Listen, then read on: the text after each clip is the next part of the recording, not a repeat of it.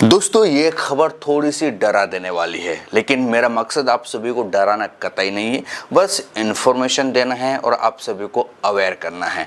तो खबर दरअसल ये है कि एशिया के कई देशों में कोरोना वायरस के मामले फिर से बढ़ रहे हैं। जी हाँ, और कोरोना का नाम सुनते ही दिमाग ख़राब हो जाता है, पुरानी यादें ताज़ा हो जाती है। जिस तरह से पूरी दुनिया में कोरोना फैला था और उसके परिणाम निकल कर सामने आए थे, उससे एक कपकपी सी छूटती है और पूरी दुनिया यही चाहती है कि दोबारा कोरोना जैसा मामला दुनिया में ना आए, क्योंकि करोड़ों लोग ख़त्म हो गए थे। हमारे देश की ही स्थिति आप सभी को पता होगा, क्या हश्र हुआ था। लेकिन जिस तरह की खबरें निकल कर सामने आ रही वो थोड़ा चिंता का विषय है। तो सिंगापुर, हांगकांग, चीन और थाईलैंड जैसे देशों में नए मामलों की संख्या में काफ़ी इजाफा हुआ है। जी हाँ, इस बार संक्रमण के लिए ओमिक्रॉन के नए वेरिएंट JN.1 और उसके सब वेरिएंट्स LF7 और NB.1.8 को जिम्मेदार माना जा रहा है। कहा जा रहा है कि इसी की वजह से कहीं ना कहीं ये संक्रमण फैल रहा है। सिंगापुर में मई की शुरुआत में ऐसी खबरें आ रही है, बहुत सारी खबरें गूगल पर मौजूद है, बड़े बड़े अखबार और न्यूज़ पोर्टल पर छपी हुई है, आप जाकर पढ़ सकते हो। दैनिक भास्कर में भी खबर छपी है। लिखा गया है कि सिंगापुर में मई की शुरुआत में 14,000 से ज़्यादा मामले सामने आए। अप्रैल के आखिरी हफ्ते में ये संख्या करीब 11,100 के आसपास थी। ये मामले कम से कम ऐसा बताया जा रहा है कि इन मामलों में 28% का इजाफा हुआ है। वहीं रोजाना अस्पतालों में भर्ती होने वाले मरीजों की संख्या में 30% की बढ़ोतरी देखी गई है। यानी कि कहीं ना कहीं मरीज तो हॉस्पिटल में जा रहे हैं, शिकायतें लेकर जा रहे हैं कि मुझे ये तकलीफ़ है, ये हो रहा है, वो हो रहा है।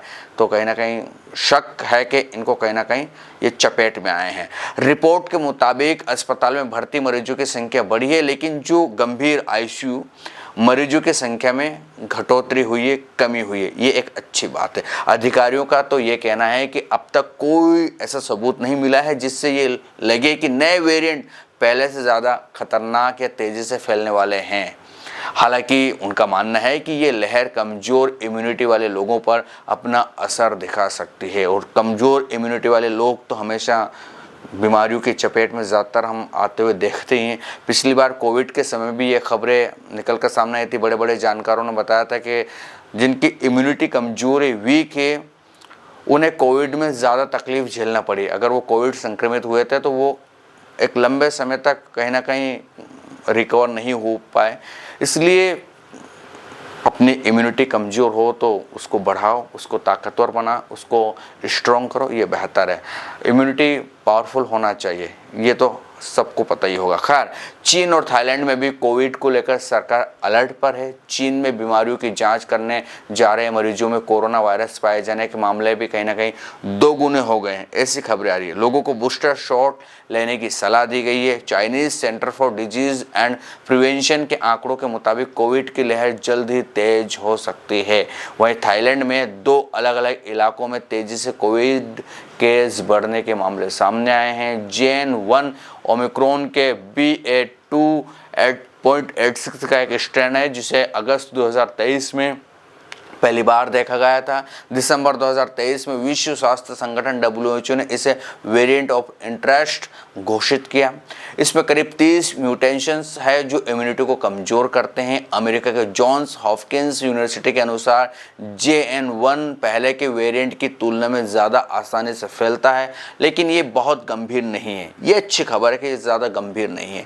ये दुनिया के कई हिस्सों में सबसे आम वेरिएंट बना हुआ है। कोविड-19 JN.1 के लक्षण कुछ दिनों से लेकर कुछ हफ्तों तक कहीं भी रह सकते हैं। अगर आपके लक्षण लंबे समय तक बने रहते हैं तो हो सकता है कि आपको लॉन्ग कोविड हो। ये एक ऐसी स्थिति है जिसमें कोविड-19 के कुछ लक्षण ठीक होने के बाद भी बने रहते हैं। तो इस तरह से सिंगापुर, थाईलैंड, चाइना जैसे देशों में कोविड अपने पैर पसार रहा है, कोविड फिर से लौट रहा है। लेकिन कोशिश होगी कि इसको सब जगह ना फैलने दिया जाए, इसको कहीं ना कहीं ख़त्म कर दिया जाए, क्योंकि अगर ये फैलता है, दुनिया के कुछ देशों में और आता है तो मामले बड़े गंभीर हो सकते हैं। खैर, कुछ ना कुछ तो उपाय निकाला जाएगा, जंग जीती जाएगी, बस यही हम चाहते हैं। हम तो यही कामना करते हैं ऊपर वाले से कि कोविड जैसा मामला दुनिया में दोबारा कभी ना आए, क्योंकि बहुत बुरा मामले होते हैं उसके। खैर, दूसरी खबर है कैंसर से जुड़ी हुई है। तो मेडिकल जर्नल लैंसेट की ताज़ा रिपोर्ट के मुताबिक दुनिया भर में प्रोस्टेट कैंसर के मामलों में बढ़ोतरी होगी।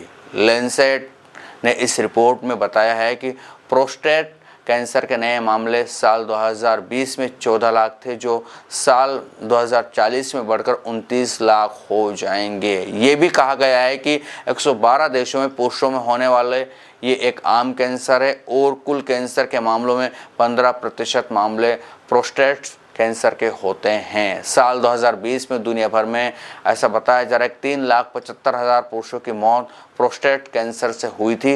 इसमें आकलन लगाया जा रहा है कि 2040 तक इन मौतों में 85% की वृद्धि होगी। बाप रे!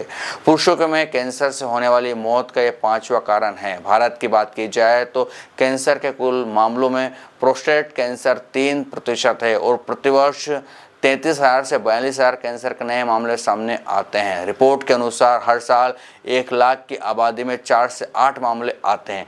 राष्ट्रीय स्तर पर कैंसर के मामलों में 30% की बढ़ोतरी हुई है। वहीं पिछले 25 सालों में शहरी आबादी में प्रोस्टेट कैंसर 75 से 85% बढ़ा है। यानी कि बताइए, कैंसर भी बहुत ज़्यादा बढ़ रहा है। हाल फिलहाल में आपने खबर देखी होगी ना कि अमेरिका के पूर्व राष्ट्रपति जो बाइडेन को भी यही कैंसर हुआ है, जिसका हमने अभी जिक्र किया है, और शरीर में फैल चुका है, हड्डियों तक पहुंच चुका है, ऐसे खबरें आ रही है।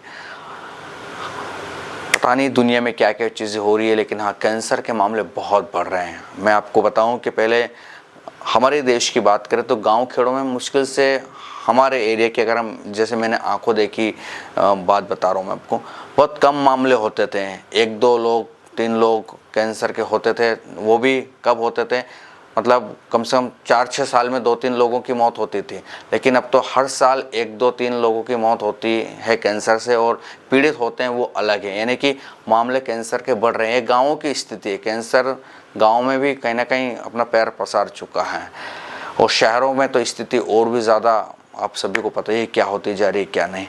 तो सतर्क रहें, सावधान रहें और स्वस्थ रहें, हम तो यही कामना करते हैं आपसे। ये था वीडियो, कैसा लगा ये भी बताएं। जानकारियाँ ठीक ठाक लगी हो तो चैनल को सब्सक्राइब, वीडियो को लाइक और शेयर करना ना भूलें। और हाँ, एक मित्र ने कहा था कि मीडिया को लेकर न्यूयॉर्क टाइम्स ने कुछ आर्टिकल छापा है, उस पर बताइएगा क्या क्या लिखा है। तो न्यूयॉर्क टाइम्स ने धागे खोल दिए, हम तो यही कहेंगे। बहुत सारी बातें कही है देश के मीडिया को लेकर, लेकिन इसको हम किसी और रोज़ डिस्कस करेंगे कि किस तरह से जो भारत पाकिस्तान का युद्ध हुआ उस पर हमारे देश के मीडिया ने कवरेज किया, और उसको पूरी दुनिया ने देखा कि भारतीय मीडिया क्या बता रही है क्या नहीं। उसके पोल खुल रही है कि किस तरह से हमारे देश के मीडिया ने प्रोपेगेंडा वाली चीज़ें चलाई, फेक न्यूज़ फैलाई, नैरेटिव्स, फेक न्यूज़ के साथ साथ फेक नैरेटिव्स गढ़े, बहुत सारी चीज़ें हुई है। हम करेंगे उस पर डिस्कस भी। ये था वीडियो, नमस्कार।